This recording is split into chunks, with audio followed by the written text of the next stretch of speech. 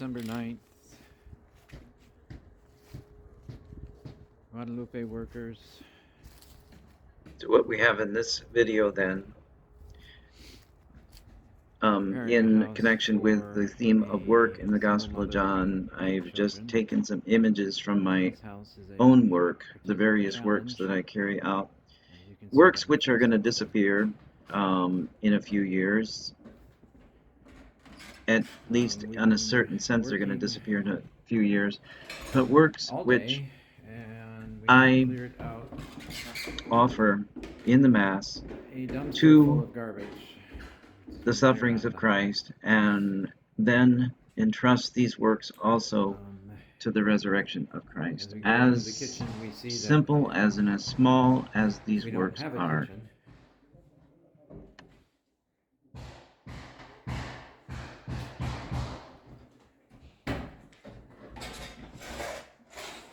A man's going to come later this evening. He's going to frame it into the noise you hear in the background is one of the workers who is boarding up a window, because until we get the family actually moved in,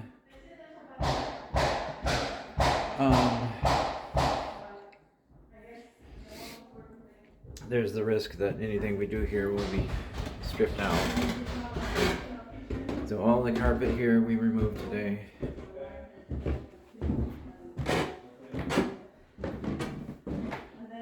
And here's the upstairs. How have you been? Good, how you doing? Okay. Here comes boss lady. Hi, this is Tom. He's making a little... So I'm assuming you got the water shut off in the basement, Yes, I called the water company. and they just shut it off out at the main? Yeah, Yeah, okay. because it was gone.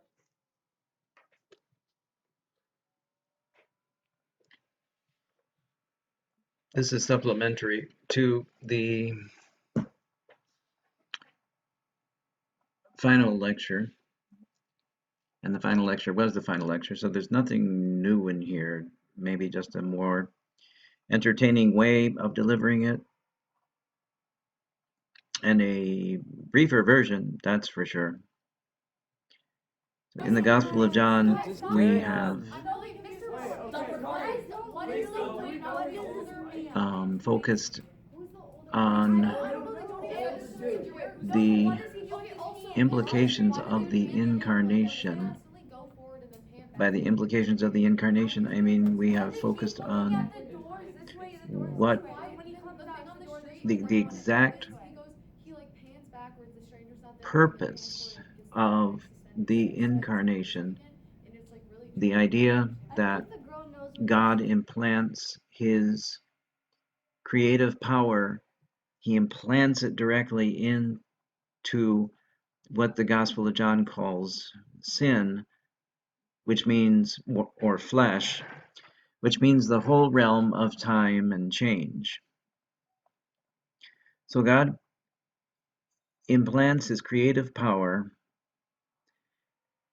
into the realm of time and change. And he does so with, well, he does so as a gift, because as he, I kind of mess up here because it's been a long time since I swung a sledgehammer. But I get it eventually. Anyway, what he allows is for us to then graft ourselves onto his destruction of death and his resurrection. So it's not just that Christ overcame death, clap, clap, clap. it's that he gave us the opportunity to come into that work with him, to be a co-creator with him. And by a co-creator, I mean the opportunity to bring life out of the void, to bring life out of the darkness, or to bring life out of sin, the void, the darkness of sin. And that's why as I said in the lecture, that's why he, in the beginning of Genesis, when it states that God placed man in the garden to till it, to keep it. So I pointed out how God is putting man in the garden to kind of complete the act of creation. And so that act of creation on man's part continues. Our role as co-creators continue. And with original sin, there was that chill, that pause in the whole plan. But now, by participating in the death and resurrection of Christ, we have the opportunity to overcome the mortal, the ontological death of our own being. And we have the opportunity to overcome the death of our daily situations. And this has proven to be of help to many students. Students who go through situations, occasions that would floor older, supposedly more mature people, adults, as we call them, children, students who have to deal with parents who have split up, children, students who have to deal with alcoholic parents, who have to deal with older siblings maybe who have gotten into the drug scene, students who have to deal sometimes with their very own serious illnesses, their very own serious diseases. So we can refer to the students to counselors, we can refer them to self-help books and blah, blah, blah. But all of these things, these illnesses, these situations, these addictions, all of them are instances of death. But you can,